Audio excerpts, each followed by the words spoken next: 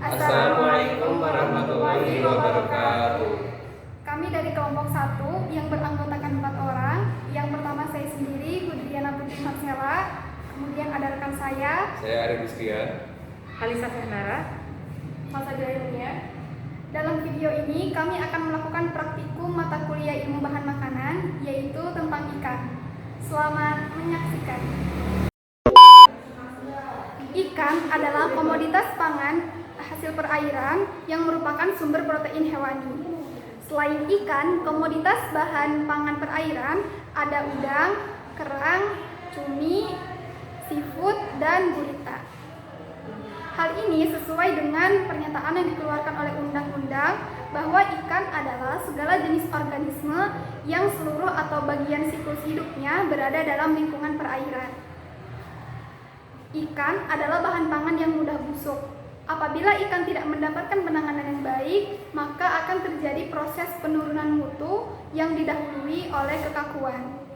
Lalu terjadi proses dekomposisi yang arahnya akan kepada pembusukan. Ikan yang baru saja mati akan mengalami fase pasca mortem yang terdiri dari pre-rigor, rigor mortis, dan post-rigor. Penentuan kualitas atau mutu kesegaran ikan dapat ditentukan dengan cara subjektif dan objektif. Tetapi cara yang subjektif adalah cara yang lebih mudah untuk dilakukan karena hanya menggunakan panca indera untuk mengamati perubahan pada fisik ikan. Seekor ikan dapat dipisahkan bagian yang dapat dimakan dan bagian yang tidak dapat dimakan. Bagian yang dapat dimakan itu hanya sekitar 70% dari seluruh organ tubuh yang terdapat pada ikan. Sedangkan 30% lagi seperti kepala, ekor, sirip, dan isi perut umumnya itu dibuang. Kemudian kita masuk kepada mutu ikan. Next ada mutu kesegaran ikan. Mutu kesegaran ikan ini yang pertama dapat dilihat dari mata ya. Ikan yang segar itu cenderung memiliki mata yang cemerlang, korea bening, dan matanya cembung. Sementara ikan busuk ini memiliki mata yang redup, tenggelam, pupil matanya kelabu, dan tertutup oleh lendir. Dapat dilihat ya bahwa ikan yang kita pakai pada saat ini itu matanya tergolong sehat karena tidak adanya lendir di matanya dan matanya itu tidak kelabu. Next ada lendir. Lendir yang terdapat pada ikan ini alami karena tidak adanya warna kuning atau bau tidak sedap ya yang tidak dapat dihilangkan. Next ada sisik. Sisik pada ikan segar itu memiliki sisik yang kuat, mengkilap, dan tertutup oleh lendir yang tadi pertama yang kita telah bahas. Next ada bau. Ikan segar itu memiliki bau khas ikan segar ya, yang pada umumnya tidak adanya bau busuk atau menyengat yang berbeda pada ikan biasanya. Next ada kondisi.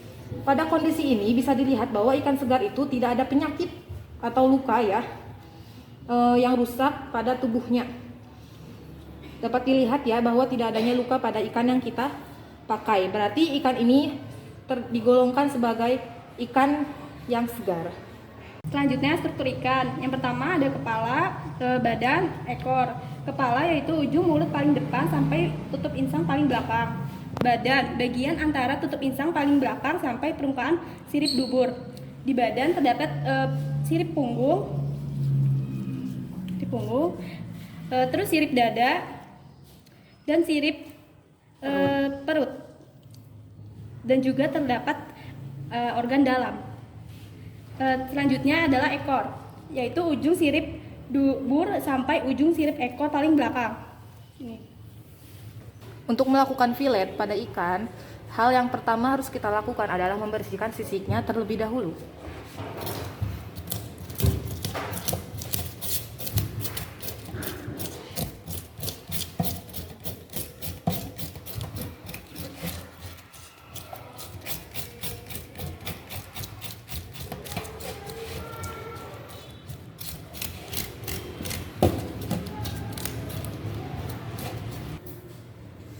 Next, lanjut ke mutu ya. Pada bisa terlihat ya pada kulit pada ikan yang telah dibersihkan sisiknya memiliki kulit yang cemerlang, warnanya asli. Sementara jika ikannya busuk itu kulitnya kering terdapat keretakan seperti itu. Ini masih lembut ya, lembut. Berarti ini memiliki kulit yang sehat. Selanjutnya ada bagian pembersihan insang pada ikan.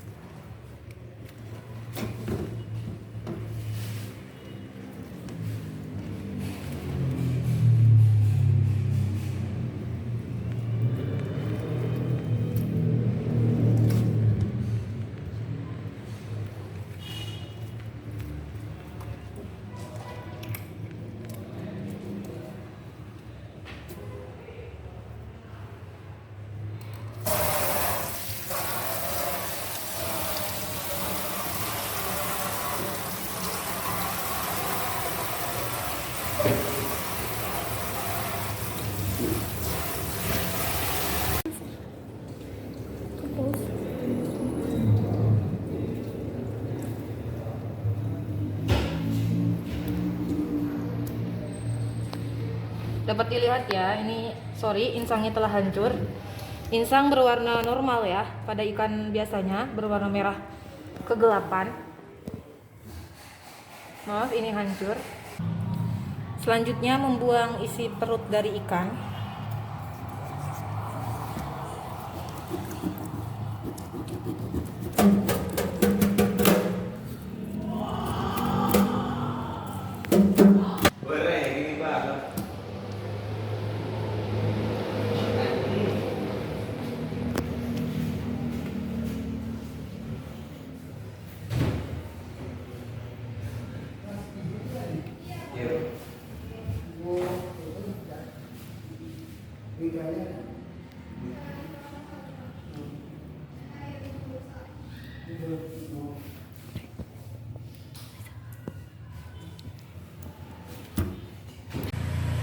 Ini dia ya hasil filet pertama pada bagian depan akan seperti ini. Sisakan tulangnya di bagian sini, oke? Next kita lanjutkan ke bagian belakangnya juga.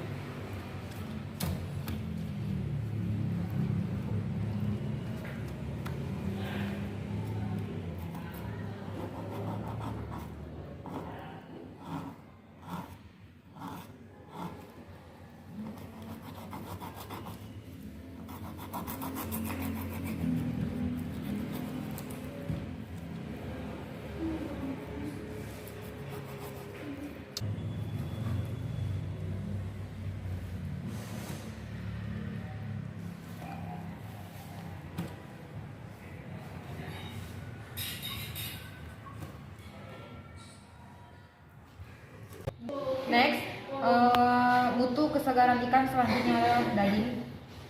Bisa dilihat ya, setelah melakukan filet pada daging yang kita pakai ini tidak terlalu memiliki warna yang cerah.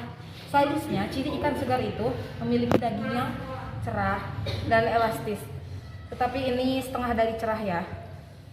Jadi bisa didapatkan kesimpulan bahwa ikan yang kita gunakan pada saat ini tidak segar seperti itu. Next ada tulang. Pada ikan segar, tulang belakangnya berwarna abu. Ya bisa dilihat ya, ini sedikit berwarna abu. Dan pada tulang yang busuk itu tulang belakangnya berwarna keunguan atau letaknya tidak normal. Di sini letaknya masih normal, warnanya juga keabuan. Oke, berarti tulang di sini adalah masih dalam keadaan normal seperti itu. Selanjutnya BDD ikan berat dapat dimakan pada ikan, hasilnya sebagai berikut, bisa dilihat ya. Selesai sudah praktikum mata kuliah ilmu bahan makanan tentang ikan, mulai dari struktur, mutu, dan berat yang dapat dimakan. Terima kasih. Wassalamualaikum warahmatullahi wabarakatuh.